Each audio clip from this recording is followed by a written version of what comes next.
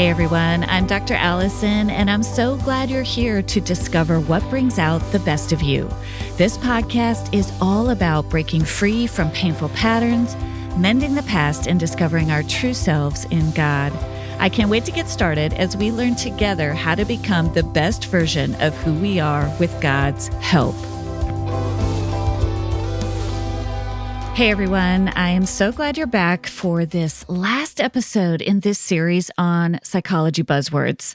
So today's word is probably the most common topic I get asked about in all of my work as a counselor, as a writer, and everything that I do. And the topic is boundaries. So here are some questions I've gotten just this week on the topic. How do I set boundaries with my narcissistic ex? How do I set boundaries with my mom? How do I set boundaries with my kids this summer so I don't lose my mind? How do I set boundaries with a friend who is making everything about her? How do I set boundaries with my boss who is controlling and manipulative? Bottom line, it is hard to set boundaries. And in my 2 decades of counseling, it's a topic we come back to time and time again. In fact, the groundbreaking book, Boundaries, by Henry Cloud and John Townsend, it's an amazing book. This book was written over 20 years ago, and it is still a best-selling book. Why is this topic so important, and why is it so powerful and so necessary in our lives? Finally, why is it so hard, and how do I start setting them? We're going to get into answers to all of these questions, but I first want to say the following. There's a reason I saved this word for last. I believe that boundaries flow from a strong sense of self. There's a healing process that goes into the work of setting boundaries. As you heal from all of these things we've been talking about in this series, heal from trauma, from codependent tendency, from the tendency not to love and honor yourself. As you heal that inner young one, that inner child who's been wounded inside of you, right? All of that work goes hand in hand with setting boundaries. We tend to want to jump right to the boundaries. But the reality is, boundaries are the guardrails. They're the protection that we need as we heal so that we can stay healthy, so that we can turn away from toxicity and become the people God made. But the problem is we move so quickly to the guardrail, and we do that before we've done the work of envisioning and claiming and healing the life that we want, right? And it's a little bit like building the guardrail on a highway before you've actually built the road, right? We want to put those guardrails in place before we actually know the road of our own life, the road that we want to go down. You are the road. You are the life that those guardrails are there to protect. Your soul, your mind, your heart, your body. You are what matters. Those guardrails are simply there to ensure that you stay on track to becoming the person God wants you to become. All right. So with that in mind, why is it so hard to set boundaries? I believe it's hard to set boundaries for one simple reason, and this is especially for women. You've been taught always to focus on others. You've been taught to put others first, to always be nice, to always be kind, to deny your own self in order to please, perform, produce, show up for others. So if that's what you've been taught, how in the world would you know how to set boundaries? It goes against everything you've been taught. Boundaries are about protecting you. Like those guardrails on the highway, boundaries are there to ensure that you're staying on the path of the life God has given you. Boundaries are about you honoring your own health, your own heart, your own mind, your own body. Even in the healthiest of relationships, boundaries allow you to honor your own integrity, right? They're about protecting you. So they require two skills. The first is they require self-understanding. What do you need? What do you think? What do you feel? What do you want? What's your purpose? What are you wanting to do with your life? And number two, they require the ability to assert yourself. You have to assert yourself. You have to speak up. You have to use your actions to establish healthy boundaries with other people. And most of us haven't been taught, A, how to know ourselves, or B, how to assert ourselves. If you've only been taught to look to others, to care for others, to only think of others, how would you know how to set boundaries when you don't even know what it is that you want, what you need to do to protect yourself, right? You might not even know what toxicity is. As we talked about in the episode of trauma, you might not even know you've been conditioned to expect certain behaviors from other people, and you don't even know that it's causing harm to you. You might not even know what your own core sense of self is and what it feels like to protect it, right? That goes back to episode 5 on codependency, where you've been taught so much to focus on others so that you've lost touch with your own sense of self. So how can you set boundaries to safeguard yourself if you don't know who you are, what you need, where you're headed, or what you want out of this God-given life you've been given? And then when it comes to assertiveness, even if you are on the journey of starting to learn about yourself, starting to get a sense of what you need and want out of your life, you still have to figure out how to assert yourself. And this is hard. It's challenging. It doesn't magically happen. In fact, assertiveness stirs up a fair amount of angst inside for many people. It stirs up guilt. It stirs up feelings of anxiety, of stress. We don't want to hurt anybody else. A lot of us are high in empathy, right? We don't want to hurt anybody else. And so the idea of asserting ourselves stirs up a lot inside of us, so much that sometimes we avoid the work altogether. It goes a little bit like this. We're exhausted, worn out, feeling like a doormat. You're frustrated, maybe even a little bit angry. You might even go all the way down the road of realizing you want to do something differently. But that moment comes when you need to say no, or you need to turn in a different direction away from a toxic behavior. And you get anxious and you can't do it. And you find yourself putting your head down and just continuing to take it instead, right? You can't send that email, or you can't find your voice to just say, I can't do this anymore in the moment. This is so common. And then what happens is you blame yourself. Shame enters in, right? And you go back into this vicious cycle. The cycle goes back through. You're exhausted. You're worn out. You feel like a doormat. You get angry. You get frustrated. You want to speak up for yourself. And then you struggle. You can't do it. You can't overcome that anxiety inside. And shame settles in. And it continues, right? And so instead of getting the results that you want, a lot of times we end up just continuing with the cycle and beating ourselves up because we are not setting the healthy boundaries we know that we need. And I want you to hear me say, this is not your fault. This is not your fault. This is the result of all these things we've been talking about in this series. It may be that it's not actually safe for you to speak up if you've bumped into someone who's narcissistic or who's gaslighting you, right? So that anxiety you feel is real. So what's the solution? Here's the bottom line. Boundaries are not primarily about speaking up or saying no to other people. Boundaries are first and foremost about protecting you. All right? So what is the secret? What is the first step to setting healthy boundaries? The number one lesson I've learned in 2 decades of working with women is this: boundaries are not first and foremost about other people. They're first and foremost about figuring out what you want to say yes to. It's really hard to say no to the behaviors around you if you haven't first figured out, what do I want and need to say yes to in my own life? This is the pre-work of figuring out who you are and what you need that goes hand in hand with the work of setting boundaries. When you focus only on the boundary line, you're focusing on the problem, which creates even more stress inside. But when you focus on the yes that you need to say to your needs, to your longings, to your convictions, to your purpose, and even to your limitations, you start to move toward the life that you want. And then the no's start to take care of themselves. Now, here's an example. Let's say you're someone who's trying to learn how to set boundaries with someone who's hurting you.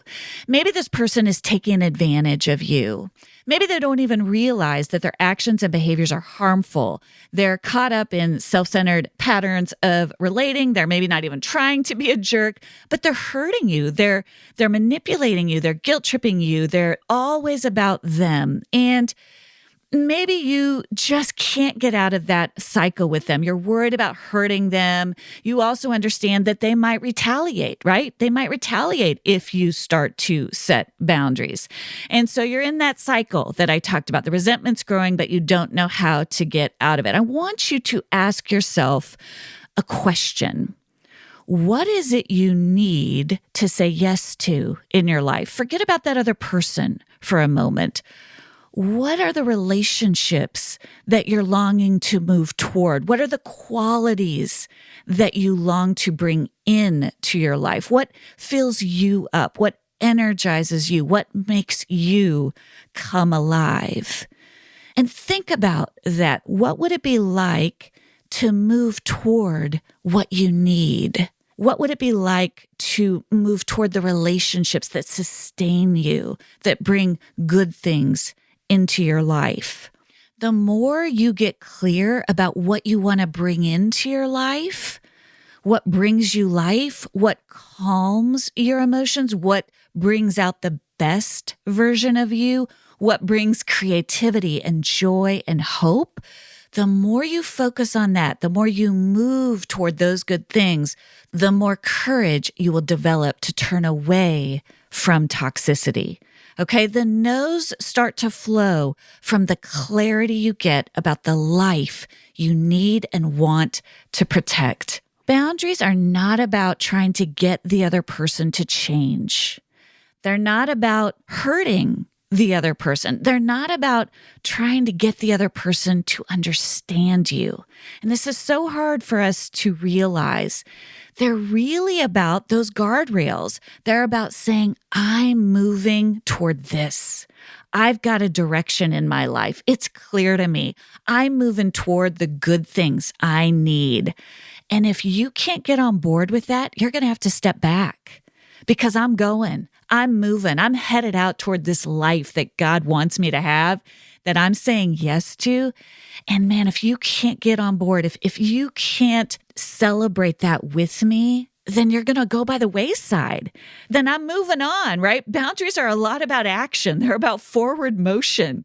They're less about kind of having this person get you, because if this person is toxic, they're not going to get you. And if this person is healthy, they'll get on board, right? They'll get on board. But they're about you saying yes to your health, yes to the relationships that bring you life, yes to work and activities that nourish you. It's a choice that someone else makes as you say yes to this vision of your life, to this road that you're going to take. That person makes a choice in response. And if they can't get on board, they're choosing to be out of your life. They're choosing to have less of a role in your life. They're choosing to step back. Boundaries are about so much more than saying no. They're about looking at your own life and saying, what do I want to bring into my life? What are the good things that I need? And if other people can't get on board with that, it's painful. I get that. It's painful. They're making that choice. And it's not that there's not pain and heartache involved in that.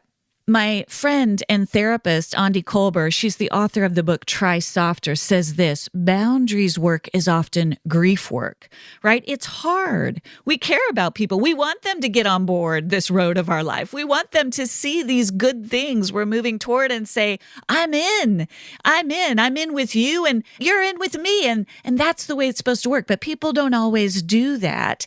And so there's grief work involved, right? As we claim, as we see this life that God wants us to have and we move toward it, there's sorrow as other people fall by the wayside. Those relationships that's sad. It's not the way God intended. It's also not your fault.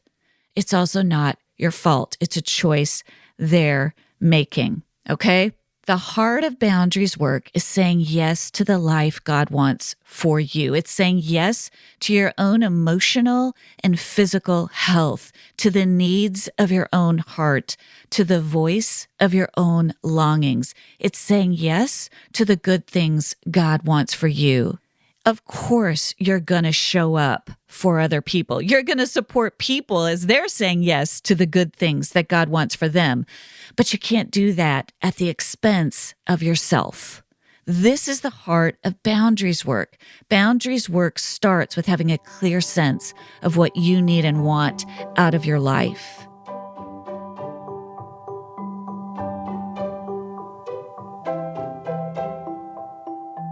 What does the Bible have to say about boundaries? Well, it has a lot to say about boundaries. John Townsend talks about how when they were writing the Boundaries book, they found over 300 verses that relate to boundaries. So I highly recommend that book. I also recommend the book that I wrote with Kimberly Miller, Boundaries for Your Soul, which is learning how to set boundaries with some of these internal parts of us, the guilt-tripping parts of us, the shame-carrying parts of us, the people-pleasing parts of us, right? These internal boundaries that help us set boundaries with other people in our external world. But here's the thing about the Bible and boundaries. God established boundaries from the first moments of creation. In the very first chapters of Genesis, God divided things. He divided day from night. He divided land from sea. He created boundaries to bring order out of chaos. Boundaries, at their best, bring order out of the chaos of relationships, right? They bring order in the best of our relationships. Boundaries are necessary in all relationships. Boundaries aren't just part of dealing with toxicity. Boundaries create healthy marriages. When two people come together, each with a strong sense of who they are, of what they need and what they want, and they come together and negotiate the boundary lines, right? Boundaries bring health to our relationships with our kids. Boundaries bring health to our relationships with our friends because they help set these guardrails. They help set these guardrails. As a parent, you want your kids to understand who they are, what they want, what they need, the limits of what they can do. As you help children establish healthy boundaries, they understand how to honor no's from other people. They understand how to advocate for what they want and need. As parents, we model this for our kids as we establish healthy boundaries in our relationships. So boundaries create these healthy distinctions. This is who I am. This is who you are. And that starting point allows us to work in harmony together. But here's the thing. If you can't respect who I am, then we can't be in harmony together. I'm going to respect you, right? But if you can't respect who I am, we can't be in harmony together because I have to bring myself into this relationship. I have to bring my true self into this relationship, and we've got to be able to negotiate those boundary lines together. Boundaries are necessary even in the healthiest of relationships. Think about that creation story. The sun and moon are different, but they work in harmony together.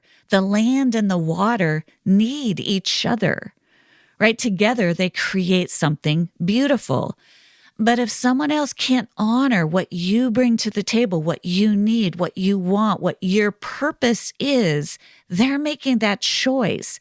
And they're going to have to move further out from you. You're going to have to build healthy distance between you and them because your job is to safeguard. Your job is to create those guardrails to protect this life God has given you.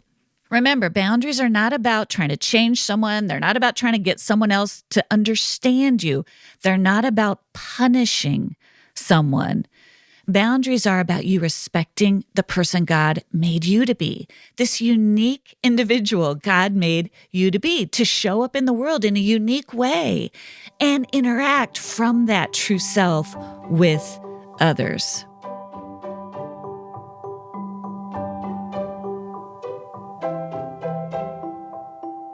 Finally, I want to leave you with an exercise today as you take this first step toward identifying the yes you need to say to yourself. All right, so I want you to think of a situation where you felt walked on, pushed around, or frustrated by somebody else's behavior toward you. Don't think of your most extreme situation for the purpose of this exercise unless you've got someone else to process it with, unless you're in a safe space with supportive people. So notice what this situation stirs up inside of you. It might be anger, frustration, guilt, fear. Just notice those feelings. They're important cues that you want to pay attention to. And write down what the situation makes you feel inside. Do you feel controlled? Do you feel manipulated? Do you feel taken advantage of? What is the feeling? Now, I want you to shift your attention for a moment. Imagine a future version of yourself, maybe 5 years out, maybe 10 years out.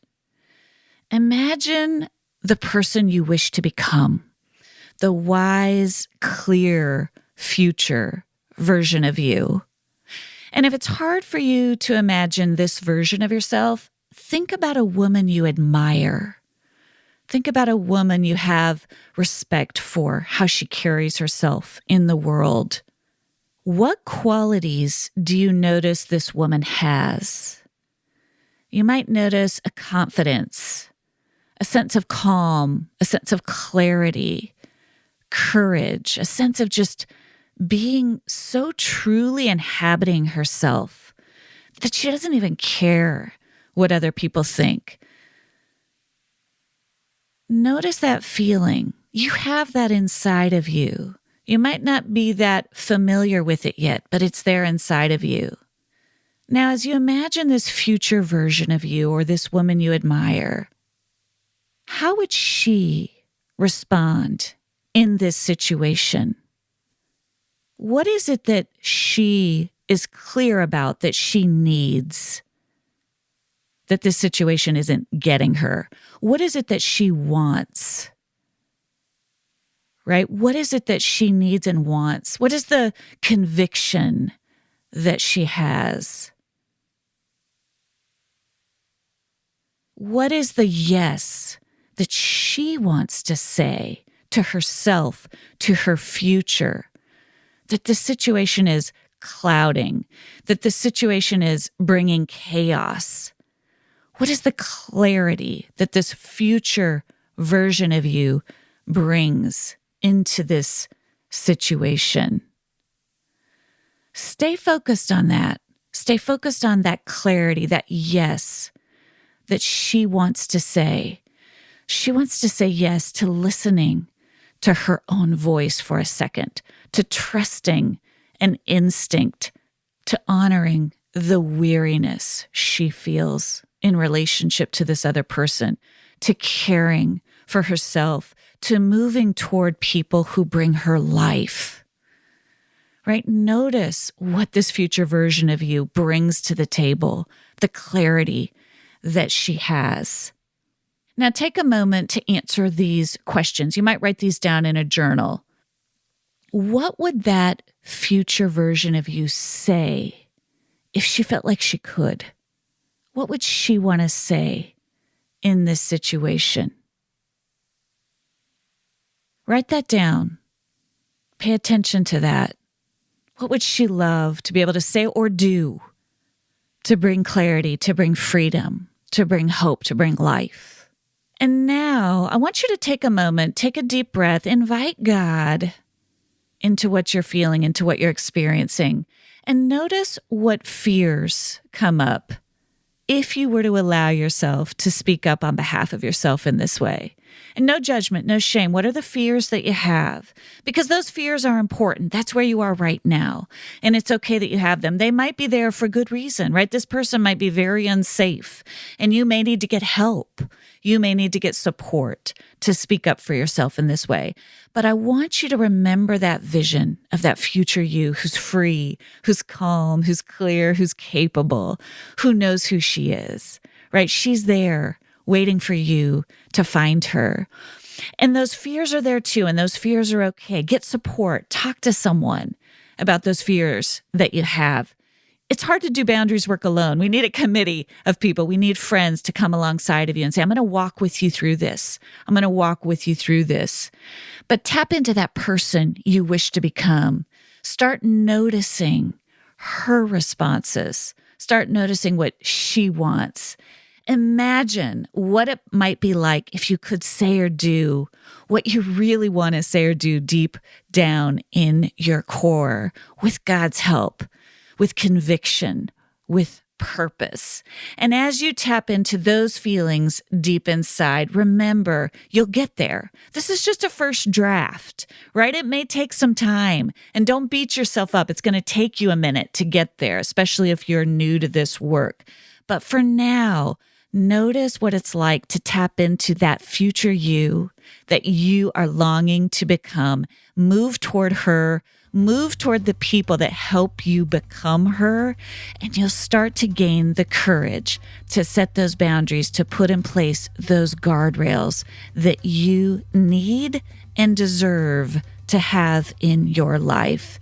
As we close, remember these words from Proverbs. Above all else, guard your heart, for everything you do flows from it. That's Proverbs 4:23. Guard your heart with God's help. You're precious. Your heart, your soul, your mind, your body, they matter. You matter. You matter to God. You matter to me. And you matter to this world. Be who you are. Move toward the best of who you are. And those guardrails, they're going to start to show up. I promise you. I'm praying for you. Continue to pray for me. I'm so grateful you've joined me for this series. Stay tuned. Next Thursday, we're launching a whole new series. Buckle up. It is going to be amazing. I can't wait to share it with you. I'm so grateful you're here, and I look forward to seeing you next week, right back here on The Best of You.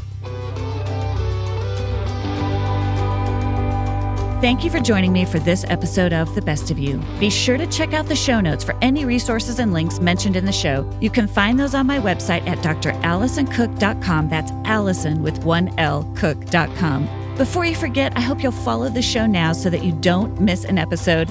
And I'd love it if you'd go ahead and leave a review. It helps so much to get the word out. I look forward to seeing you back here next Thursday. And remember, as you become the best of who you are, you honor God, you heal others, and you stay true to your God-given self.